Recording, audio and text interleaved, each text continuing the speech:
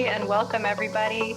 My name is Catherine Castleman. I'm a board member with Sound Rivers, and I'm the chair of the development committee and the vice president of the board. And I'm just really thrilled to be here tonight, and so excited about this topic and this presenter. And it's very nice to meet you, Jess. We're going to be having an open discussion.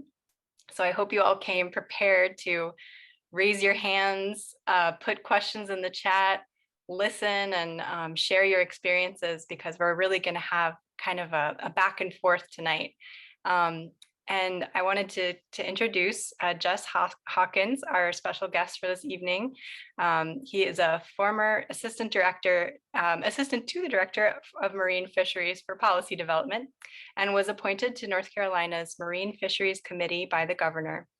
Since retirement, he's continued to work with policy development on water quality and fisheries as a consultant and as an instructor at Duke Marine Lab and North Carolina State University's Seagrass Lab. Jess also served on the board of the Pamlico Tar River Foundation, Sound River's predecessor, for several years. And for the past decade, he's been the owner and operator of Crystal Coast Ecotours out of Morehead City and captain of the Lucky Dog. So Jess is here tonight to talk with us a little bit about some of the major water quality and fisheries issues of the Pamlico Tar River, drawing from his experience, not only growing up in the Pamlico, but also being a biologist who studied fisheries and environmental issues on the river between 1978 and 1996.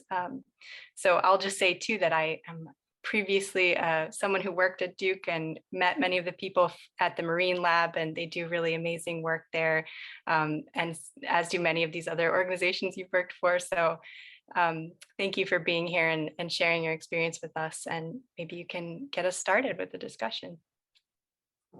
Thank you for that wonderful introduction. I better stop right there while I'm ahead. So yeah, as Catherine said, my name is Jess Hawkins, and I grew up on the Pamlico River in a place, those of you that are familiar with it, a place called Hawkins Beach.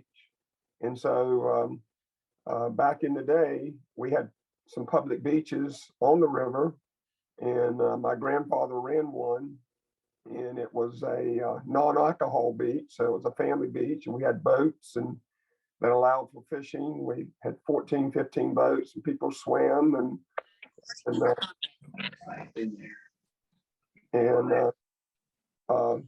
they did other activities. So it was a wonderful work. And I also was blessed. It's a small world. My cousin Vale, her grandfather, used to take me fishing every Wednesday in the river. And that's what developed my love for natural resources. He was a bit avid hunter and avid fisherman. And so I look forward to every Wednesday, him taking me out. I had my first boat, and it was a little 14-foot juniper, which is white cedar, with my little 3-horsepower motor. And we'd go out and catch croakers and speckled trout and red drum and whatever he would show me. So the reason I'm telling you that story is for the young people. You know, where do you find your passion? And Catherine talked about she had a wonderful experience at Duke, and my passion was instilled in me by my grandfather, and so that love for the Pamlico River, particularly, and the love for just nature, has never left me. And so I was blessed that I had a career in that. And I felt like sometimes I was making a difference. And so that's why I stayed in management with the state. And I chose not to go with the federal government because I didn't want to move. And so I was able to work there. And I lived in Little Washington, or Washington, and lived in Greenville, and started my family in Greenville, but still worked in Washington. So I was able to work on the river that I loved. And so one message, if you don't get anything out of tonight, is, find your passion. I hope that you folks that are listening are passionate about the Pamlico River or the Neuse River, because they're marvelous creations and marvelous resources for our state. And I worked for 4 governors, and I got to see different styles of leadership. I had worked for 9 directors of the Division of Marine Fisheries, and so I got to see all different styles of how people do things. And so the ones that inspired me the most were not the most intelligent ones, but were the passionate ones. So the first part of my talk is I would just encourage you to find your passion. And when you get discouraged, you can I utilize nature to reinvigorate me. So just take a walk or a paddle or look out over the river, and hopefully that'll reignite your passions or maintain them. Now, my career started out, I'm a fisheries biologist, and so I know more about fish than anything. I don't, not to say I know a lot about anything, but I studied the anadromous fish in the Pamlico and the Neuse. And for those of you who don't know what anadromous fish are, they're fish that go up the river in freshwater to spawn. So they're dependent on the water quality throughout the whole regime of a river. So they've been given kind of like a short straw. It's not a very, very good life history strategy. That's why salmon are having such a hard time in most of our places in the continental U.S. And so the Pamlico and the Neuse are both canaries or are both indicators for those anadromous species. And so if you look back in history, which history can guide us, white shad was our most important fish in the Pamlico River and the Neuse River in the 1800s and 1900s, and the shad fishery barely exists now. Oh. The herring fishery was our most important fishery in the state for many years, mainly in Almore Sound, but we had river herring fisheries in the Tar River and the Upper Neuse River. And right now, the river herring fishery is closed. Striped bass fisheries in both your rivers, the agency I work for and the commission have closed those. So I had the privilege of trying to study those fish to find their spawning areas and find their nursery areas, and also to try to help protect the fish. And so that was the start of my career there where you are. And then as I was working in Washington during the late 70s and 80s, during the 80s, we started having all types of environmental problems. And so I'll delve into that more later. And so as my career, I became a supervisor and became more of a bureaucrat. In Little Washington, I supervised the district. So I covered all of Pamlico Sound and the rivers. And then I became chief of research for 2 years, and I didn't really enjoy supervising, almost 100 people and all the day-to-day problems of running almost like a business. So I became an assistant to the director, and it was a big title, but really cutting to the chase, what it was is I was responsible for making all the rules and regulations for our state and coastal waters on fish, and also it involved some environmental regulations. And so I did that for 15 years or so, and then I retired in 2006. And I worked as an educator at the aquarium because I realized the importance of educating people about our resources and our aquarium. My advisor in college was actually the first director of all 3 aquariums, and so I enjoyed that mission, or I believed in that mission of the aquarium, and I was able to work there. And then I got asked to teach at Duke fisheries conservation, even though I don't have a doctorate. That was probably one regret that I had in my career, is found the time to get my doctorate. And because I realized, when you speak and you have the bully pulpit, it really helps you to have that in front of your name if people do not know you. And then I taught at Duke Marine Lab 3 years, and then NC State decided to hire me, and I taught there for 6 years. And during all that time after my retirement, the governor appointed me to the policymaking board for fisheries. I was honored to do that. And in '07, '06, and '07. And then I started my own business to try to educate and allow people to experience nature in 2009. It's called Crystal Coast Eco Tours, as Catherine says. I enjoyed the challenge of the American dream of starting a business and maintaining a business and expanding the business and create a mission for that business. So I really, really enjoyed that. And then during the interim, I've also done some consulting on things. I've known Todd Miller a long time. So I help him whenever I can. I know some of the folks that have questions about science on policy issues. I'll try to spend some time and share what I know about that or look into an issue. So I've still tried to stay involved on major environmental issues in our state and still know a fair number of people that I could at least make a phone call or send a note to try to jog somebody's attention. So that's my background. So any questions before I start moving into the Pamlico River and my history with the Pamlico?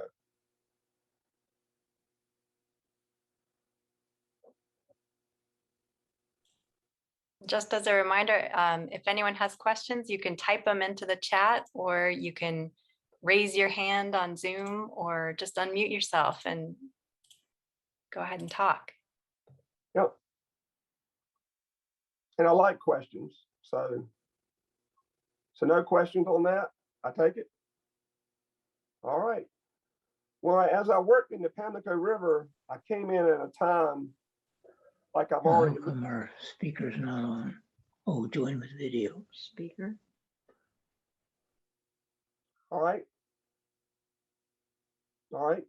As I referenced, I came in at a time that our anadromous fisheries were not in good shape, and they're still not in good shape. But I also came in at a time, for those of you that grew up on the river and the Pamlico and the Neuse, this applies also to the Neuse. It's just that I don't have firsthand experience.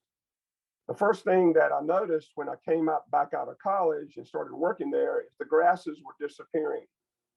And when you say grasses, the fancy term is Mesohaline grasses. They're medium salinity grasses. The state, what I found out, did not know a lot about it. The universities did not know a lot about it. So we reached out to a guy named Mark Brinson and I forget Dr. Davis's first name. And so we were able to secure monies for East Carolina to start mapping some of these Mesohaline grasses. Because when I was a young boy, the grass beds would go out, and this is not an exaggeration, 50 yards at least. And my grandfather, when I worked at this public beach, he would hire me to go pull the grass up because people didn't want to swim in the grass. Well, now we know, that from an ecological standpoint, we wish the grass was there. The species were a variety of species based on what Mark and Dr. Davis found. And so that's the only real documentation of the grass beds in the Pamlico. And it's an old WRI report, which is a Water Resources Research Institute. And what I was interested in was trying to find out why they were disappearing. And we looked at Chesapeake Bay, our neighbor. North Carolina has more submerged aquatic vegetation than any state in the country besides Florida. So these grasses are wonderful resources. And what we have found since those early days in the 70s and the 80s, that fish love them. They actually help attenuate erosion, which is a big issue with sea level rise and erosion rates. So what we have found, grasses are good for you. And in fact, to show you how far we've come, for those of you on the Neuse River, we actually got applications on the Trent River from the towns of like Bryce's Creek and Trent Woods to get monies from the Department of Agriculture to spray and fumigate the grass beds in the Trent River and Bryce's Creek to kill them. And so we were able to get the grasses. We were able to show you how old I am. We got the Department of Agriculture to make a list of accepted grasses that could be removed. And of course, these grasses that I'm referring to in these mesohaline areas Mesohaline grasses were taken off that list, and so it became only certain specified, quote, exotic grasses like milfoil. And milfoil is a big debate about milfoil, but not so much for the tar-pam and the noose. And so speaking of grasses, we don't know why they disappeared. The debate, the most literature indicates that it's turbidity. The state does not have standards for turbidity that they enforce. Turbidity is just the cloudiness in the water. If you're a basic ecologist, you know plants have to have light to live. And so the bottom line is we still don't know. So then I'm kind of hard-headed, as Vail knows, and so I was actually able to serve on the management team for the Coastal Habitat Protection Plan when I was on the commission. And I was trying to get my fellow commissioners to start a restoration program for seagrasses in our state, because what happened is some states were leap years in technology ahead of our state. And if you fast forward into now, 40 years later, the Coastal Habitat Protection Plan is recommending, and it's an addendum, a restoration of seagrass beds. These are high salinity grass beds, but you could actually put in medium salinity grass beds in Bogue Sound. So that is a great need for our state. We are lagging behind on that when you look at Florida. We were lagging behind on that when you look worldwide. And I would have, if you were meeting me there in person, I would still tell you the science. We still do not know why those grasses haven't come back or why they're not there 40 years later. And to me, as a taxpayer, that is not acceptable. So any questions on grasses before I move into another issue? Jess, we have a question from our lower Neuse River keeper, Katie Hunt. She said, have you noticed a relationship between the removal of good grasses and an increase in invasive species? No. Usually the good grasses, they disappeared. What you see is they come back in the spring in the creeks. So it might be something to do with turbidity or with the wave action or something in the river proper. And the grasses, I don't want to bore y'all with the types of grasses. That are experts out there, but the short answer back to her question is no. We did try to remove the milfoil up in Currituck Sound, and I do not know enough as to whether good grasses came back. Now, what we found, the big debate is waterfowl love to eat milfoil. So the Currituck Sound area became a major overwintering area for waterfowl, and Currituck Sound became a hunter's paradise. And so, and I haven't tracked the literature on what's happening up there, but I think some of the milfoil has died off. And so, so the answer to her question is in some cases up in that area, some good grasses, or not good grasses, but some native grasses might have come back in and established themselves in the places that the milfoil was taken out. Now, what happened is that the state stopped taking out the milfoil when we considered that because of the potential benefits. It also acts as fish habitat, even though it's not a native grass. And so there was a big debate among us scientists and managers as, well, shouldn't we leave it there? I argued to keep milfoil off the exotic species list because we found fish utilizing it based on data that we collected. But good question. I hope I answered it.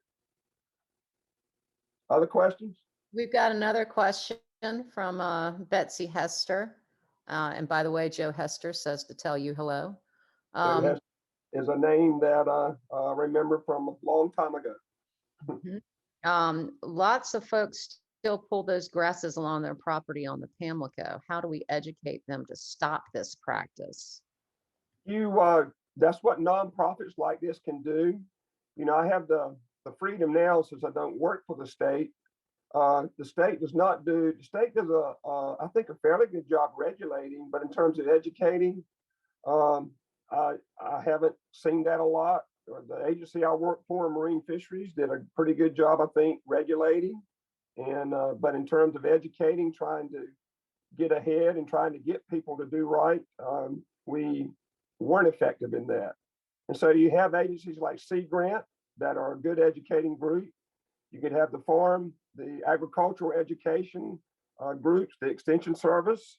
They do a good job educating people. And then you could actually, this group could reach out to cultural resources. What's happened is our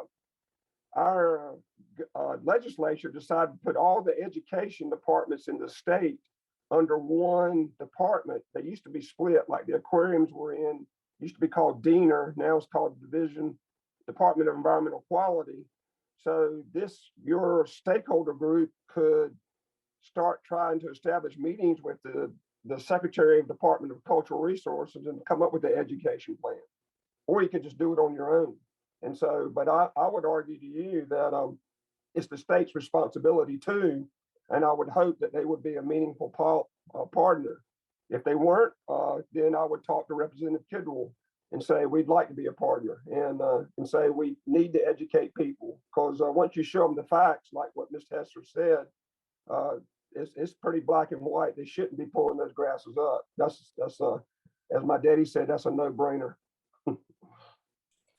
And Jess, a follow-up question to that, how hard is it to replant those grasses, and would they survive given those challenges you're talking about with turbidity? That's a great, well, these are all great questions. What we've learned when I used to be your age, Catherine, the technology was very limited. What I can look to you now is the technology is leap years better. So the short answer back to you is yes, we can do it. Whether they're working there, you get somebody that's got a DR in front of their name and that knows something about low salinity grasses, or you bring in somebody from another state or another country. Because I mean, the world has opened up to us in terms of having people with expertise in similar items and bring them in. Because we send our university people all over the world to help them, just like Vail met with Hans Pearl. Well, Hans goes to China to help China with their water quality program. So he is one of the premier nutrient experts in the country. So China flies for him to go over to there to help them. So it is, as Friedman said, the world is kind of flat if you want to reach out. So so what I'd tell you, if I was in your position, you could look to Florida and look for the Chesapeake Bay. Chesapeake Bay is getting a whole lot more money than Albemarle Sound and Pamlico, the estuarine program. So I'd look at the Bay, because Congress always has a lot of interest in the Bay because that's in their backyard. Good questions. Got another one, Jess, again from our Lower Neuse River keeper, Katie Hunt. Are there factors to the decline of those grasses other than physical removal? We do not know, Katie, and that's a good project for you to work on, or to get somebody to work on. We need to have the answer to that. And so that is, if I was still a policymaker, I'd want to know if these grasses could live with some simulated experiments, trying to simulate, they call it in situ conditions, and you can simulate the lower or the ambient water conditions for the most part. I mean, we have professors that can do that and consultants that can do that. I mean, there's a lot of environmental consultants now available to you that weren't available when I was Catherine's age. Good question again. All right, I'm going to move on from grasses unless there's more questions on grasses. Everybody awake? All right. Well, next I'm going to move and what happened we're going along, and we've always had fish kills in the Pamlico River. If you look at Lawson's book, the journey through the Carolinas, he noticed that speckled trout died through winter kills. So if you live on the Pamlico, you live on the Neuse, if we get a hard winter, speckled trout will at least die. And you know that during the dog days of August and September, you will see menhaden kills. And menhaden, they call them pogies or fatback. It's a very important filter feeder fish. The cool name for them are called forage fish. So now there's people that make their entire career on studying forage fish. There's a nice book about Menhaden. So Menhaden loved to use the Pamlico River and the Neuse River. And so we would have these kills, and the public would call the secretary's office up in Raleigh, and people would respond to them. And so we'd go out and count the number of dead fish, make estimates, and document the species. So this was going on, and then something happened in 1984. And the fish that we started seeing started having developed holes in them.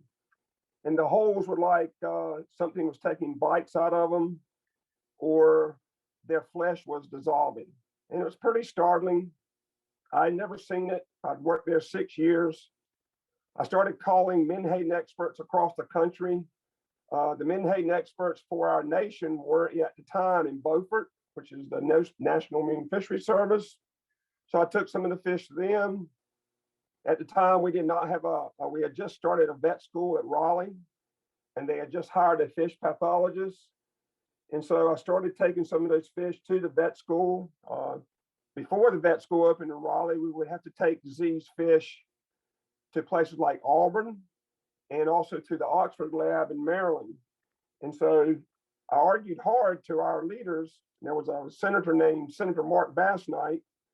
He was very interested in fisheries issues, and I argued to him that we needed to have a vet school here, even just for the sole reason of being able to look at fish problems. And so we developed a partnership with some people at the vet school to try to look at this. And what we found is that Menhaden, sometimes we'd sample a school of Menhaden, and 90% plus of the Menhaden in the school would have these ulcers in them. We called the disease ulcerative mycosis because we found some fungal organisms in the wounds. So we actually worked with a mycologist and a pathologist and actually an epidemiologist. So I was able to find all those people from the vet school, and there was a guy named Walter Jones Jr., who was our representative at the time. He wasn't a congressman. And he said he would get us money to study that. And so the money went to the vet school. And so I started on about a 4-year study on what was causing this disease. And as you might imagine, where you probably do know, it's not imagine, a lot of fish were dying, especially in late summer, early fall. And we started some sampling. I know a little bit about fish sampling. And what we found is like 80% of the fish that utilize the Pamlico River in a juvenile life history stage, that means they were using it to live almost as a nursery, if not a nursery area. It wasn't formally classified as a nursery, but it could, as if I was writing a publication, I could say these young of the year of fish were utilizing it for growth areas and for food and growth areas and protection from predators, which is the literature definition of a nursery. And so 80% of the fish we encountered in the Pamlico River in unbiased sampling had this disease. And the fish pathologist said, you heard the word pandemic now with this virus, coronavirus. Well, he considered this a pandemic. And what I ran into at the time, we had changed governors, and the secretary of our department did not really like the attention that the river was getting. And these diseases, it wasn't so much the river, but the diseases were getting. And in fact, the deputy secretary at the time was Diener, said this was just a response to overpopulation of fish, which is complete fabrication. And so, but at the time, they were your superiors, so you could not respond, but we were able to get the scientists working on it, and I was able to work with them on this. And we were able to develop characteristics. I can tell you, characteristics of the disease and when it comes and it goes, what species is worse in. And what I tell you, the bottom line, what we learned is that it was a new disease. We did not see it prior to 84, even though people have said we've seen red sore disease in fish for a long time, and we have, but that's a bacteria infection, and usually. And so these fish would die. And so it became such a concern to the governor, even though his secretary was not real excited about it, the governor formed what was called a rapid response team, rapid environmental response team. And so I was put on there by my director at the request of the governor. And there were two of us that start off with, and four of us. And anytime we have something, it's almost like your river keepers are now, except this was the state doing it. So we had our boats, we did a report to the General Assembly. And so we documented the fish kills. And for a while it was quite intense, very intense, because a lot of fish were dying. We'd have algae blooms, just like you had algae blooms in these systems. They started to come back. You get the blue-green algae, but also during the winter, you get those brown, they're called dinoflagellate blooms, where the water will turn a reddish, brownish color, and the dinoflagellates can produce a toxin. We never learned enough as to whether they produced a toxin or whether they just, they can photosynthesize and they can respire, but whether they took the oxygen out of the water, because the oxygen would go to zero. And that's where you'd see these flounder walks. Locals call them flounder jubilees. And they were usually either caused by a dinoflagellate bloom or a displacement where the water from the deep water of the river for some reason would get pushed up onto the side, and the critters such as flounder, crabs, eels, other things would actually walk out of the water. And so if you grew up there on the river, I've seen them, a handful of those in my life, and the fish are very lethargic. You could pick them up with or stab them with a pocket knife and actually flip them on the water. And so you did have algae blooms there in the river, but that wasn't what was killing these fish. And these fish, they weren't low oxygen or anoxic, and hypoxia might have contributed to their death. But what we observed is the disease was killing them. And so the disease would actually eat out their anus, where they could not feciate properly. And so their digestive system would shut down. In some cases, it would eat out the cranium. In some cases, it would eat out the caudal fin, where they couldn't swim. So the fish would do a helicopter. We call it the helicopter of death. And so, and the reason I tell you all that is it's still going on to this day. And so when I go home, sometimes I still have the homestead up there, and I see the fish on the side of the bank, and they have their anuses eaten out. And it's just so disappointing to me that we spent 3 years trying to find out what was causing the disease. We found out what was causing it, but what was causing the disease to proliferate? What was causing the disease to infect these fish in a way that they've never been infected before, or that we've documented before? And so, with that, I'll close about the fish disease and the ulcerative mycosis, because the story goes on from there that you might be interested in. It's called Pfiesteria. And so we'll talk about that next, if you want to. So questions about fish disease? Yeah, I have a question for you. So this ulcerative mycosis, you guys hadn't seen it specifically on the Pamlico before 1984, but had it not been seen anywhere else, the proliferation of it anywhere else? And then also, since then, is it still just an Eastern North Carolina rivers problem, or has it manifested itself in the same way elsewhere? You're going to get in trouble asking me several questions at one time, because I'll go blank on you. So actually, it had not been documented in North Carolina, except John Mariner from the Menhaden lab showed me one specimen that they thought might have had it, that they recovered out of an estuary back in the 60s, but it was just one specimen. So if it did, it was very limited. People would have noticed it, just like they noticed fish kills. They would have noticed the holes in the fish, because at the same time this was going on, people would call our lab and call the state and ask, is it safe to swim? Well, now they tell you, probably rightfully so, don't swim in the dead fish. And that's just common sense. But then the question is it safe to swim in the river while fish are dying up and down the river? And so this really expanded into a whole nother examination of what this means. And so, and I'll get into that later.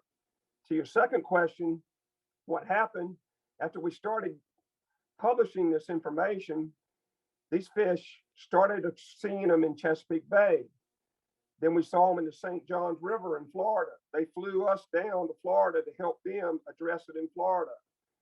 We consulted with the people in Chesapeake Bay as to what we did, and then they started their own studies. It was mainly a young lady named Vicki Blazer with the I think the U.S. Geological Survey. And so the short answer back to your second question is no, it is not just common. My guess is if it's occurring in the Pamlico River now, it's probably occurring in Chesapeake Bay also, because menhaden love Chesapeake Bay. And it does seem that the crowding characteristics, the schooling characteristics of menhaden do contribute to the disease spreading from one fish to another, because they're in close contact. Have you ever seen schools of menhaden? And the hypothesis is that the oocytes or the fungi actually can rub against the menhaden, and menhaden are soft-scaled fish, and so it can be passed on physically to the other fish. That was the hypothesis. Other questions about the fish diseases and the ulcerated mycosis? Everybody asleep? Somebody's got to ask a question besides Bill. Well, it's 7:39 right now. We have 20 minutes left. So let's right. Go ahead and move on. I'm going to move warp speed then, as they say in Star Trek. So during that time, everything's going down. Our director, he actually declared the Pamlico River commercially dead. And that did not give him any accolades from the governor. And so, but it brought a lot of attention. And during that time, the Pamlico Tar River Foundation had excellent leadership. A guy named Jonathan Phillips, Dave McNaught, and Jim Stevenson. They actually allowed me to serve on the Pamlico Tar River board. They were very active, trying to let people know about things. And so it was a very intense time. And then what happened, while we were working on this fish disease, we found a dinoflagellate critter called Pfiesteria. And a young lady named Dr. Burkholder found that. And there was a lot of associated or thought to be neurotoxins with that. She found problems with that neurotoxin in her lab, where she claimed it affected her lab workers. We closed the rivers to fish harvest. That's the first time that's ever been done in the state of North Carolina because of a dinoflagellate. They closed it because of shellfish, because of coliform. And so it was a really, really intense time. And monies were being allocated to Dr. Burkholder, to Dr. Noga, to Chesapeake Bay. And it went on for a while, a lot of debate in the literature. And that's a whole seminar in itself. But what came back around is most people think the science that the Pfiesteria was not causing this disease. The Pfiesteria was there, but it was not causing the problems that some scientists claim it was.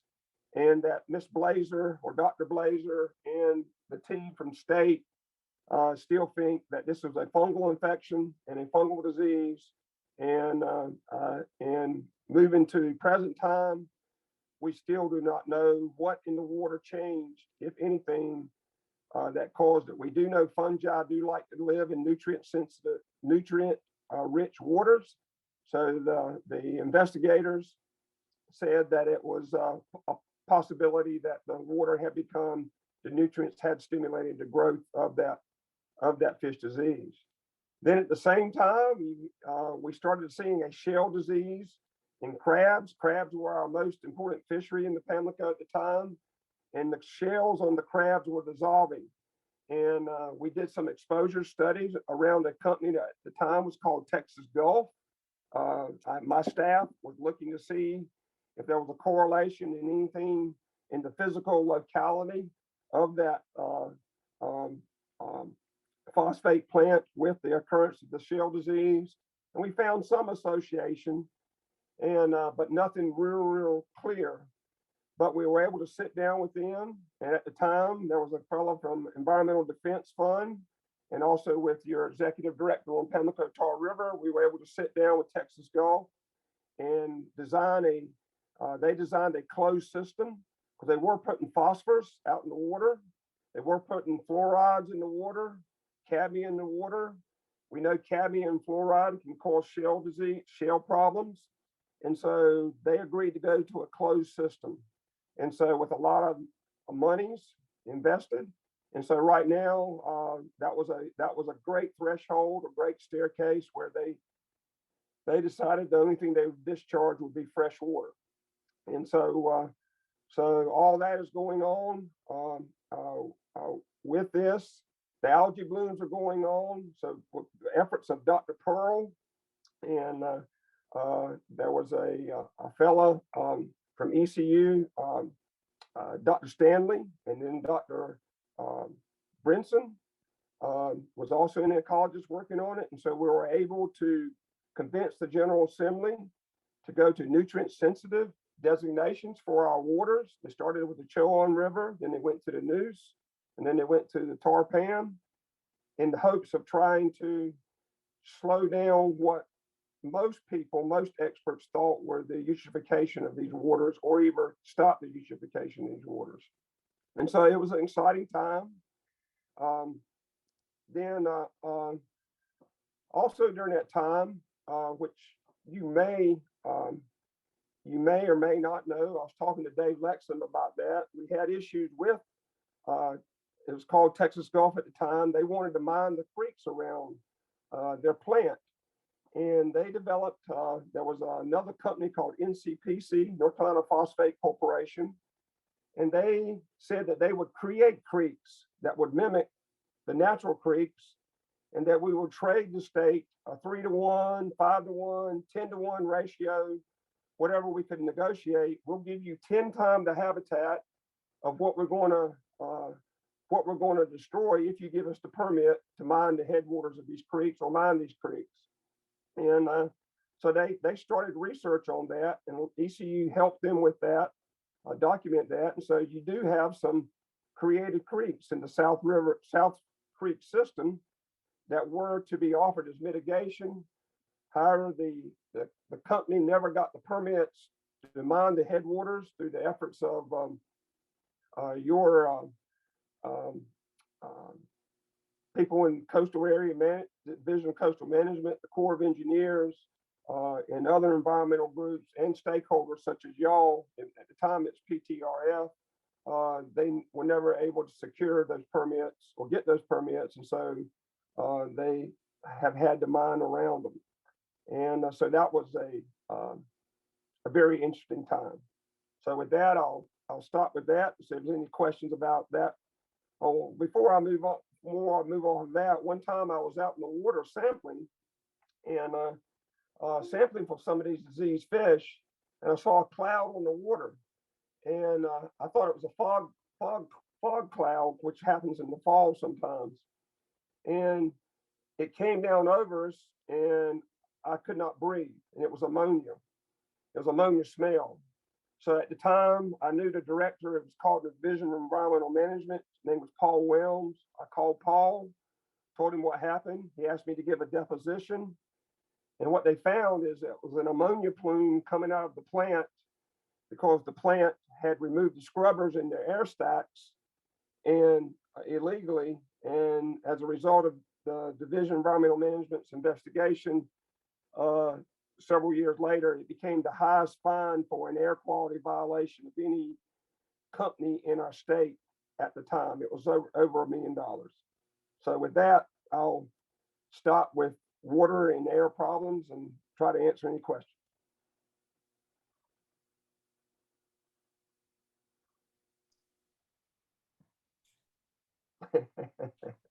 So, Jess, let me ask you this. Wayne Justice was asked a little while ago, and I think we were back talking about the seagrasses still.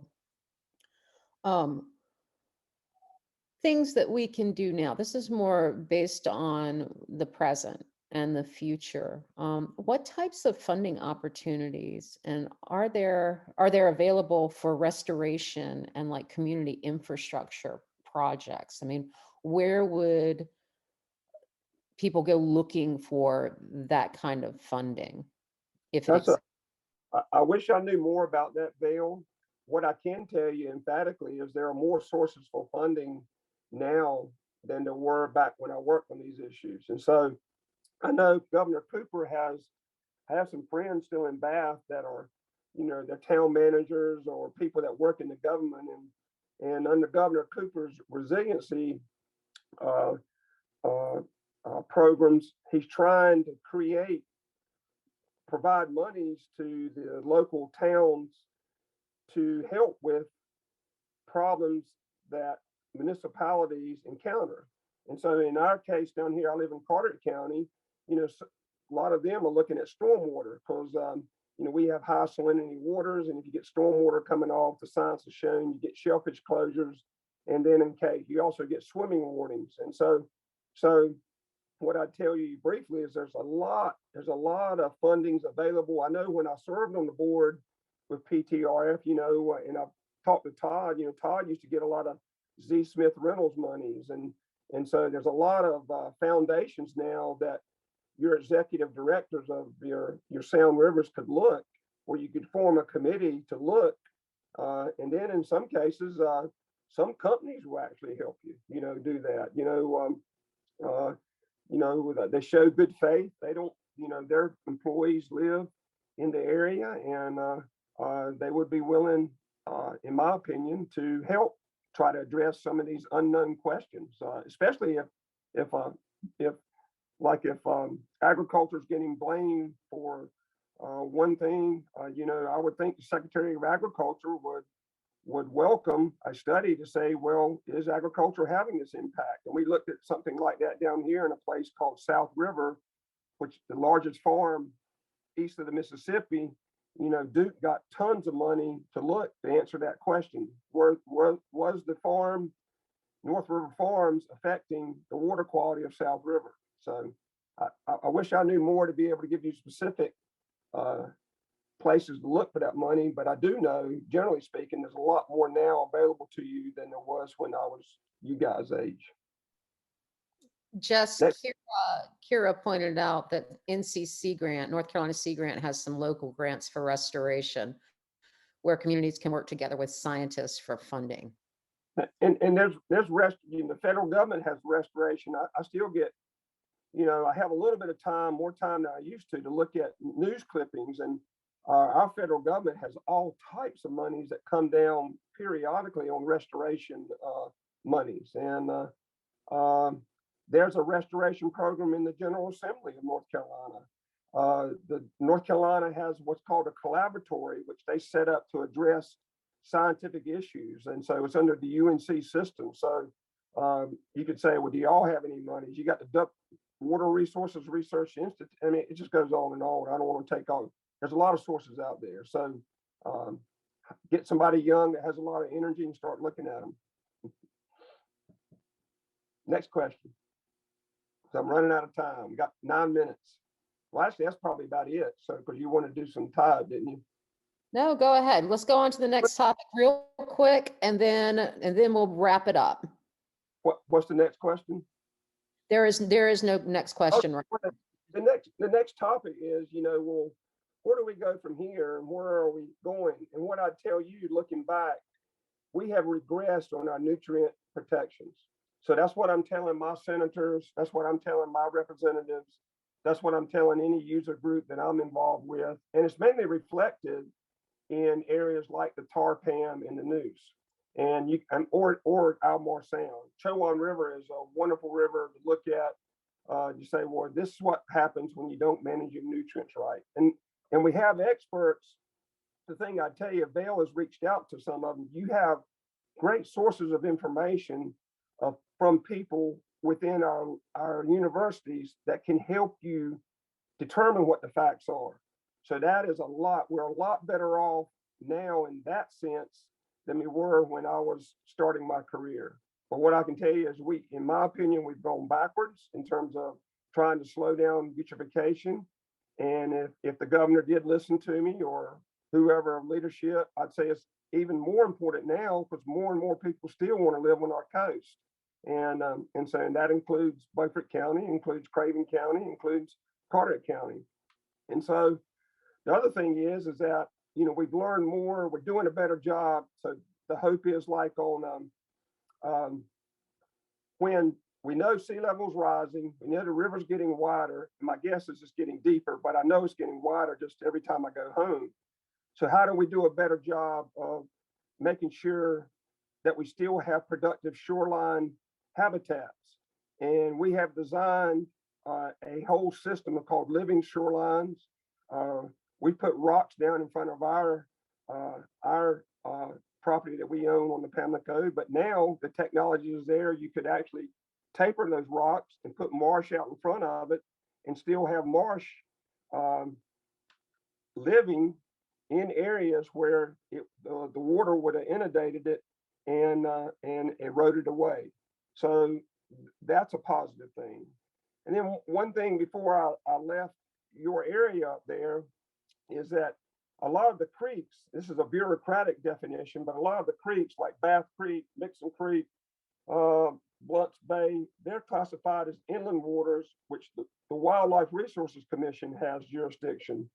When we were able to convince them to classify them as inland primary nursery areas. So when you have issues like discharges like you had with the Martin Marietta discharge, if it was going to be put in the head of Blunt's Bay, that should be a factor. And I didn't get involved in the technicalities of that permit, but that should be a factor when managers, people who you pay their salary, make the decision whether to grant that permit or not. And so that was a positive thing because it's just based on a bureaucratic definition. Those waters have coastal ecology characteristics. It's just that they're classified as inland, which most people think they're fresh water.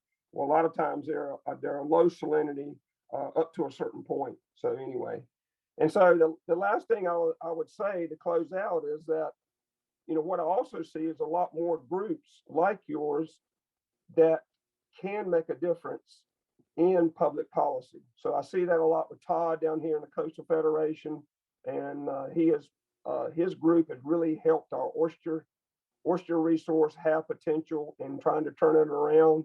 And so what I tell you is that passion that I first started with, apply that passion and get people involved and focus them on a particular topic that you think would have some merit and can defend scientifically, and then go for it. Okay, I have a question for you, Jess. Catherine actually asked, is water temperature affected by any of the changes you're describing? Are there efforts to test water temperature changes at the coast? Yes, there's so much research now. The buzzword is global warming or climate change, and all the federal researchers at the NOAA lab, and my guess is people at ECU, my guess is people at UNC at State, Duke, they're all using the buzzword of global warming or climate change, and they're seeing what these temperature changes will do to the ecology. So some specialize on fish, some specialize on birds, on marsh, etc. So yes, that they are looking at that, and they're making predictions. What will happen on. I keep up with the fish literature, so they're making predictions what will happen with that, and I assume they would do the same with salt marsh and coastal habitat. So yes, it's just a matter of digging. Get some of your young folks digging into that literature. I'm sure there's some experts at ECU that are close by that will come speak to you, and there's definitely experts with probably the Fish and Wildlife Service, the U.S. Geological Survey, because it's a hot topic in the literature now. You usually can get money to study that. Jess, Kira also has she has a very general question based on your wealth of experience and knowledge. What would be the top 3 issues related to water quality in the Tar-Pamlico? And sorry for another one. Are PFAS an issue in this watershed? Or what? Or what an issue? PFAS. PFAS? PFAS. Yeah, perfluorinated compounds. I didn't understand. Heather, can you please repeat that? Yeah, I think she was meaning PFAS or PFOA, like PFOA, the perfluorinated compounds like Chemours and the Cape Fear. Yeah, that's right. Short answer on that one is I do not know. It's above my pay grade. So, and I'm retired, so it doesn't take much to get above my pay grade. So, but it's very much an issue. I get the cutting services. So whoever asked the question, it is an issue in the Cape Fear. My guess is, all due respect, Catherine, it's probably an issue in the Neuse River because it would be troublesome to me if I lived in New Bern and I was drinking the water that Goldsboro put out from the wastewater treatment. And then if I was in Goldsboro, I was drinking the water that Raleigh put out in the wastewater treatment. And an issue I did deal with are these endocrine mimicking compounds. They're not getting the notoriety that the PFAs are. But when we use steroids, we use antidepressants. Our wastewater treatment plants aren't taking those chemicals out, and so we know they affect fish. They do affect the amphibians, and so I'll be a Debbie Downer. That's something that we need to be looking at because we're not prescribing less antidepressants. I can say that because we're a very stressed out society.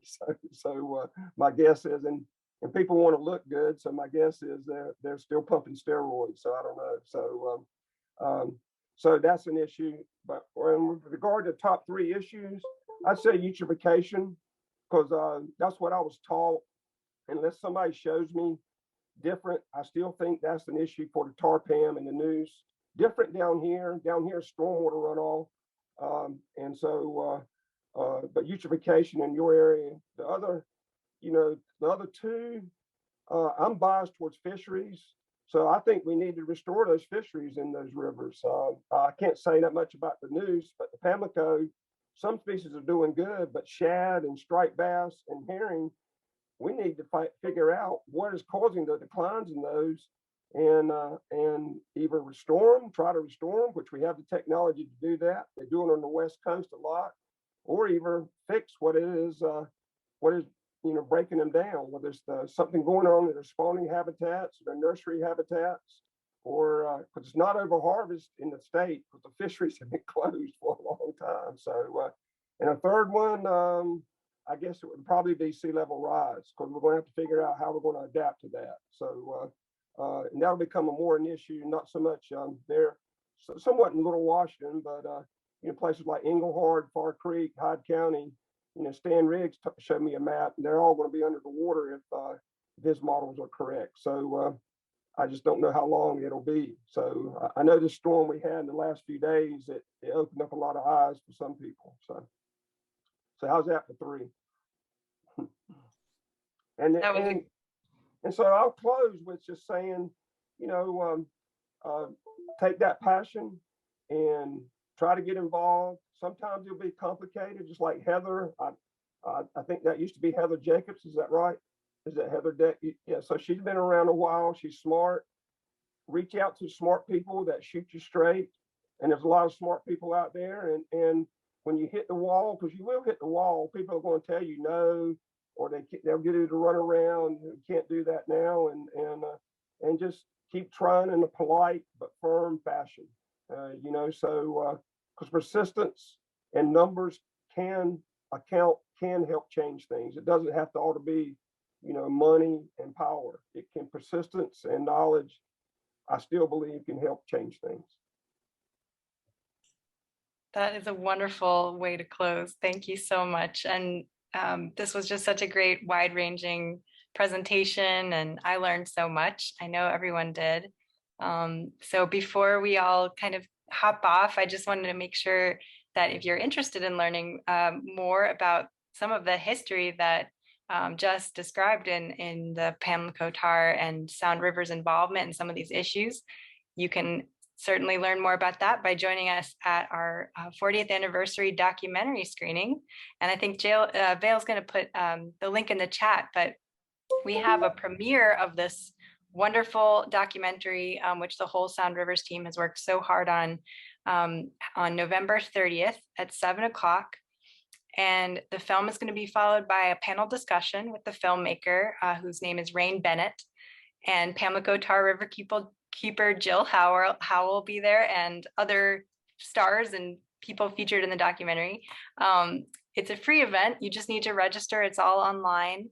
And they're going to put the link in the chat for you. If you have other questions about this, feel free to reach out. Or if you have suggestions for future topics we could discuss for the Tell Me About It Tuesday series, you can email info@soundrivers.org. So make sure to check out the website regularly and sign up for our e-newsletter also to stay in touch. And please do consider joining Sound Rivers as a member if you haven't already. I know many of you are, but we just appreciate your support and making it possible for us to do the good work that's going on now, and to have great guests like Jess Hawkins to join us and talk about these issues. So thank you all for being here. We really appreciate you, and hope you'll come join us on November 30th. So Vale, any last words? Are we good and wrapped up? Okay. We're good to go. Thank you everyone for joining us tonight. We really appreciate it. Thank you, Jess. Good to see you. Let me know when you're in town. I will. Thank you for inviting me. So I hope you all enjoyed it. Thank you so much. Take care. Everybody take care.